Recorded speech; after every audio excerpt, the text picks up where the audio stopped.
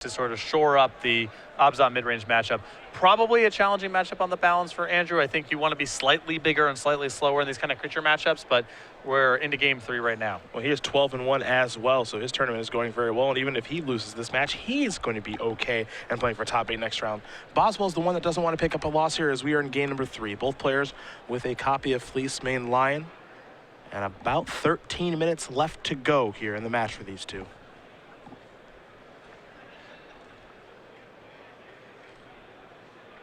I mean, Ralph also may be in lose and draw territory. Yes, he may be. A quick block there from Boswell. Temple of Malady will give Betesh his black mana that he may have been missing. No, I do see a Temple of Silence now, so I do take that back. All 3 colors are online now, however. So a card like Anafensa will be very, very easy to cast. Boswell, no problems with mana either.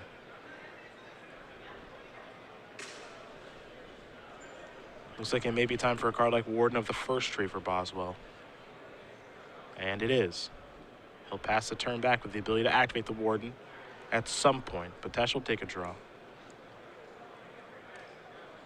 You can see Boswell did have the option that turn of playing Anafensa, but as a concession to Valorous, Stan says, I'll play Warden. You didn't have the colored mana available to Bioblight this, and you can't target it with Valorous, Stan, so trying to jam up his mana a little bit. Here's your activation. Such an important skill when you're playing aggressive decks is knowing what reactive cards your opponent has and trying to make them play mana inefficient with them. Boswell takes a draw. You see his hand, no 4th land there. It's got Siege Rhino, Anafensa, Death Dealer, Glare of Heresy too. A lot of good cards over there, just no 4th land at this point. But he's got plenty to do in the meantime. So he'll go with a Rashasha Death Dealer. Has to take 1 to cast it, so he's down to 18. Pass the turn back over to Betesh. Same deal as before. Could have played Anafensa, but Death Dealer and Anafensa are roughly the same on this board in terms of their ability to attack and block. And you get to burn 2 of Ralph's mana, assuming that he has Valorous Stance in hand. That's a Windswept Teeth. Betesh sacrificing that very quickly.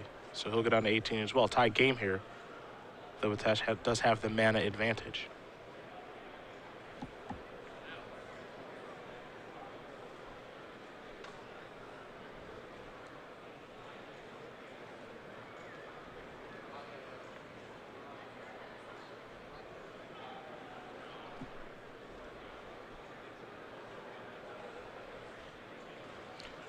So Ralph has found a forest.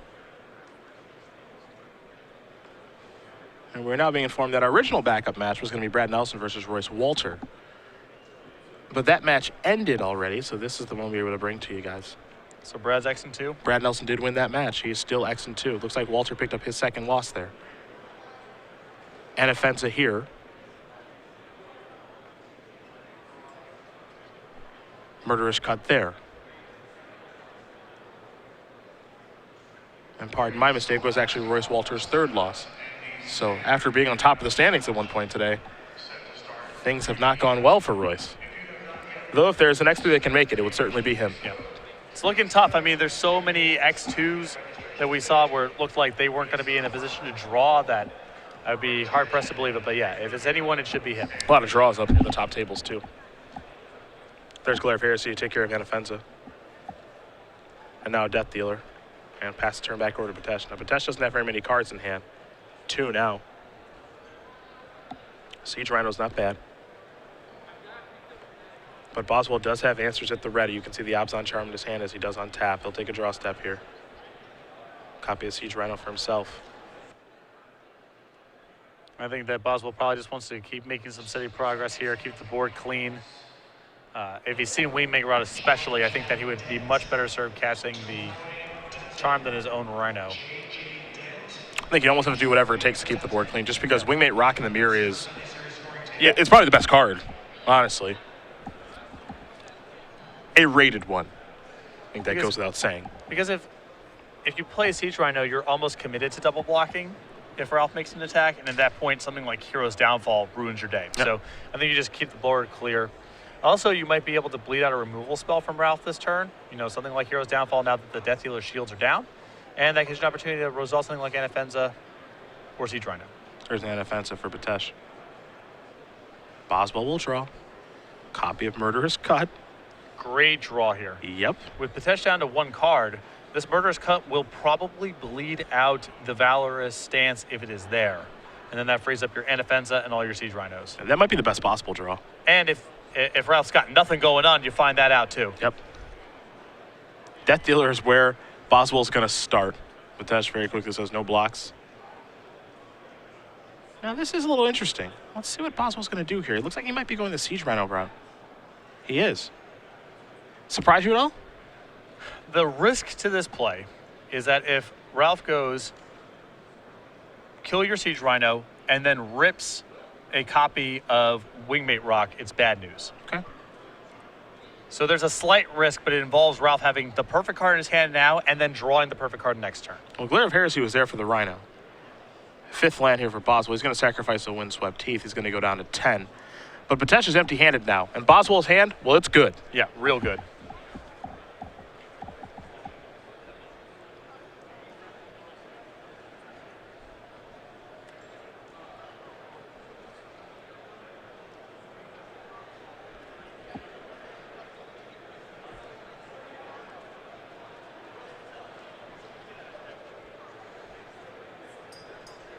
And now Boswell gets the opportunity to just hold up this Murderous Cut.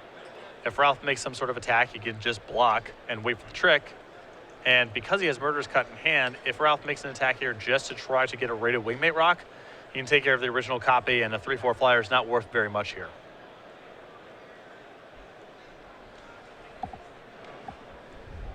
Boswell with his Rhino and his Death Dealer. Betesh with just an Anafenza. Red zone time. There's your block. I wouldn't be surprised if Boswell is just okay saying pump, pass priority. Maybe okay with an exchange here. I don't see much of a reason not to try to save the Death Dealer.